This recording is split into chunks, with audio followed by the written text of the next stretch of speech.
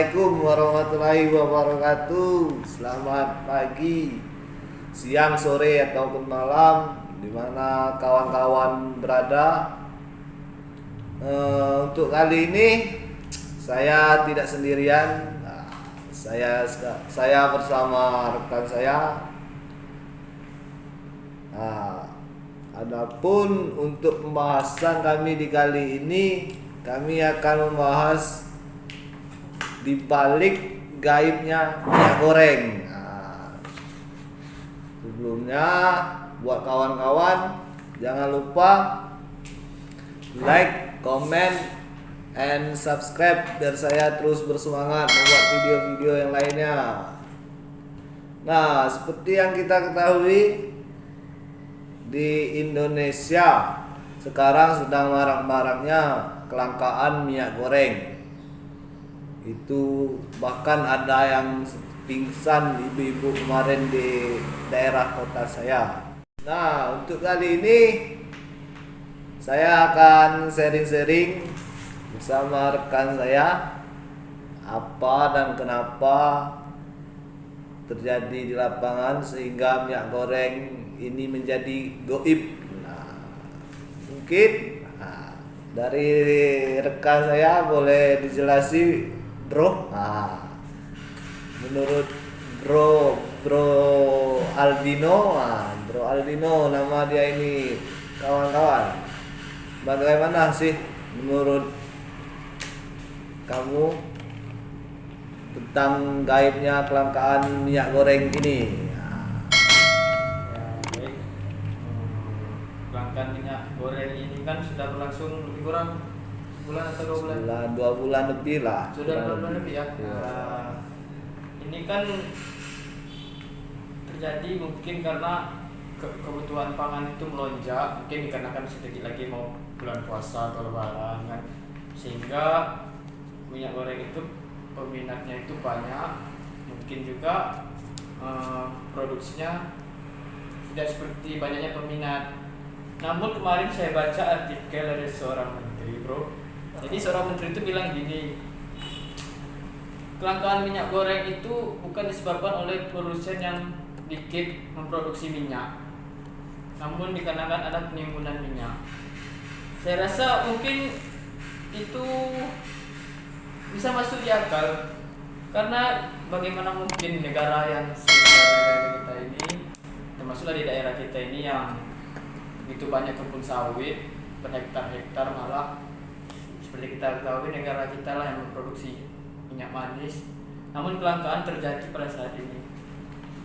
Saya rasa memang mungkin kalau seorang menteri mungkin pernah menyidak di produsen, bro, yang saya baca pada artikelnya, produsen itu bilang mereka sudah memproduksi seperti biasanya, seperti sebelum terjadi kelangkaan pada saat ini.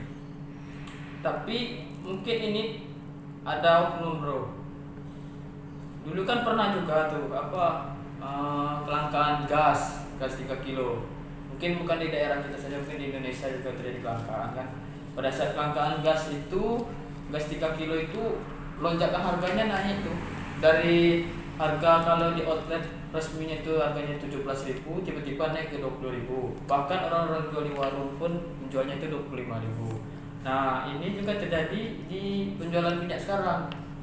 Saya lihat di beberapa gerai di tempat dekat rumah atau gerai-gerai resmi, itu sekarang menjual minyak itu 1 liter itu sudah lebih dari harga 14.000. Padahal harga minyak biasanya kan mungkin di bawah 14.000, walaupun tergantung merek sebenarnya. Nah, itu kan terjadi karena lonjakan harga itu kan terjadi karena kelangkaan tadi, bro. Jadi itu mungkin kelangkaan minyak itu kan terjadi karena beberapa oknum pengusaha, atau mungkin ada beberapa orang itu yang nakal.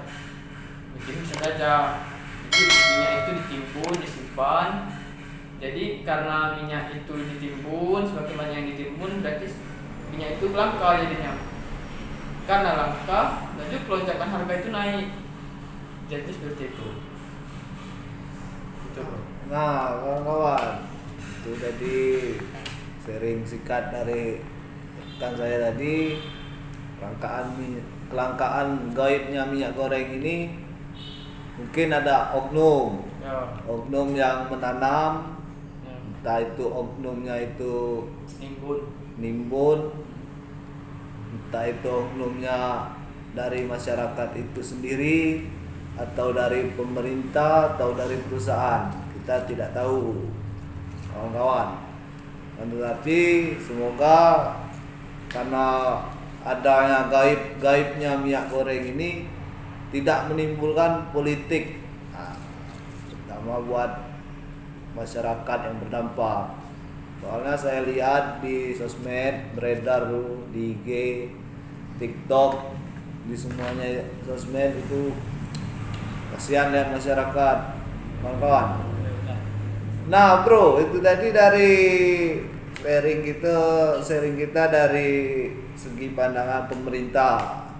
Nah, jikalau kita dari pemerintah aja itu tidak mencukupi, saya rasa.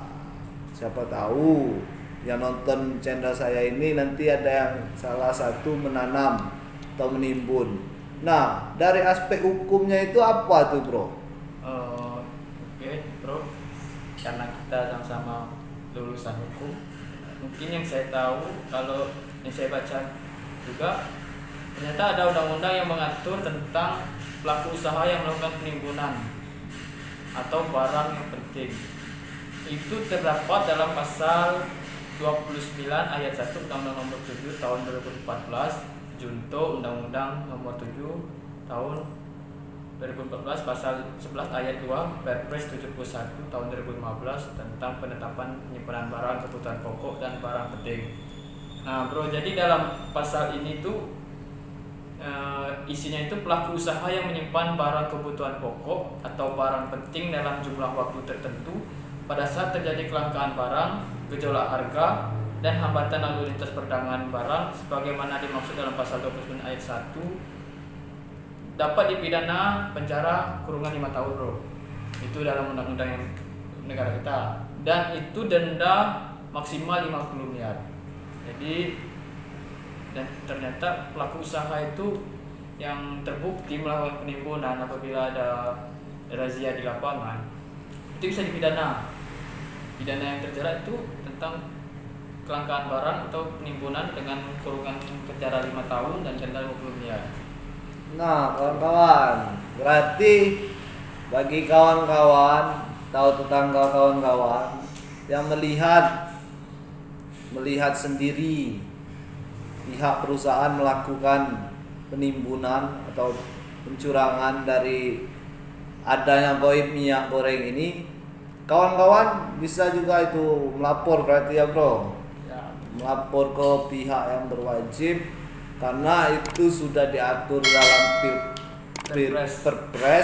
Perpres tahun 2004 ya. 2015. Nah, itu juga bisa dikenakan sanksi pidana kawan-kawan, 5 tahun penjara dan dendanya maksimal 50 juta. 50 miliar. 50 miliar kawan-kawan. Nah, tapi kan yang terjadi susah bro untuk menemukan penimbun itu. Contoh saja waktu gas LPG itu entah orang nimbun, entah itu memang terjadi kelangkaan gas. Tapi kan sekarang kan minyak tuh kebutuhan penting bro.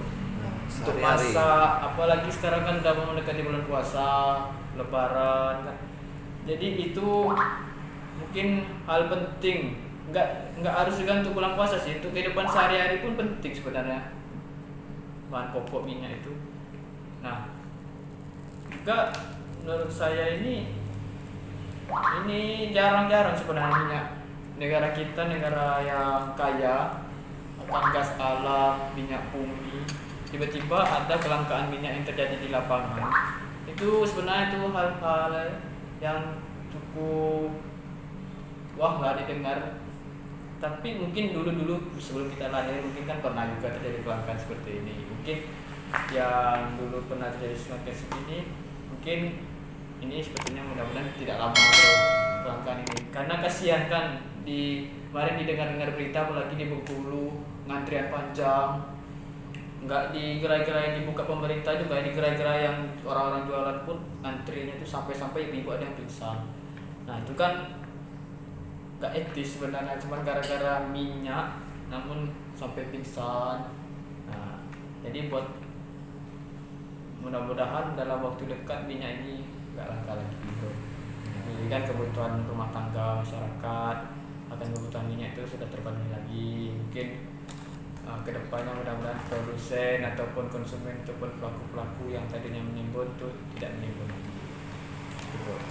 Nah, itu kawan-kawan, sulit sebenarnya, sulit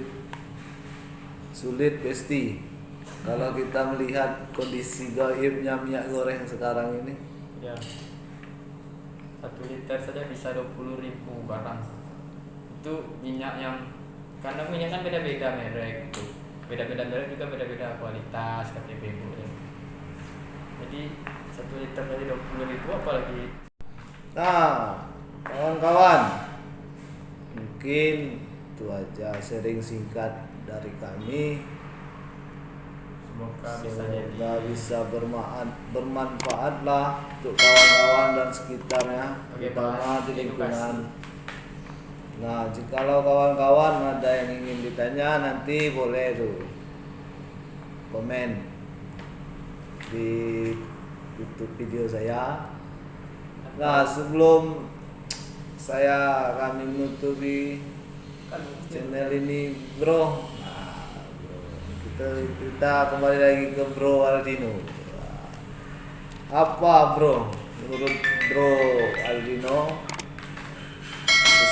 pesan lah untuk warga masyarakat Indonesia ini tentang kelangkaannya minyak goreng yang gaib ini.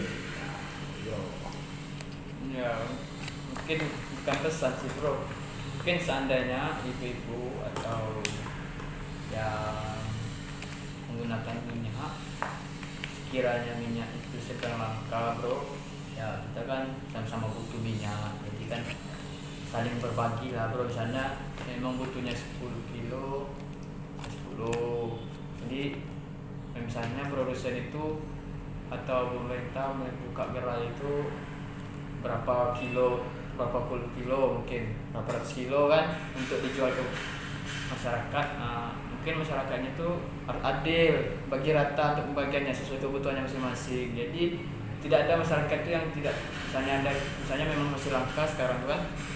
Jadi misalnya ada gerai yang dibuka, nah karena mungkin ada berapa ratus kilo karena antriannya panjang, mungkin bisa untuk memenuhi kebutuhannya dulu lah ambil itu. Jadi siapa tahu mungkin ada lagi gerai yang dibuka pemerintah kan, bisa ambil lagi dari situ. Jadi kan kebutuhan masyarakat kan saling terpenuhi. Oke, berarti kawan-kawan, bagi kawan-kawan atau keluarga kawan-kawan yang sudah mendapatkan minyak goreng itu dan ada keluarga atau teman yang membutuhkannya, kawan-kawan juga bisa memberi atau mengasih ke keluarga atau teman-teman. Kalau dirasa berlebih, kalau dirasa berlebih, rasanya masih memang kebutuhannya banyak, ya mau diapain kan. Kalau tapi balik sama orangnya, jelaskan kita sama-sama butuh minyak di kondisi kelangkaan ini. Ya mudah-mudahan lah minyak ini, kelangkaan ini cepat selesai kan. Jadi nanti tidak sampai ke bulan Ramadan, jadi kita tidak pusing lagi cari minyak. Kalau dia bulan puasa, seandainya orang bulan puasa masih kelangkaan minyak, ada lagi antrian panjang, panas-panas kan bro, kan bisa hayat puasa kan. Jadi orang puasa batal mungkin karena kecapean, paling sampai pingsan.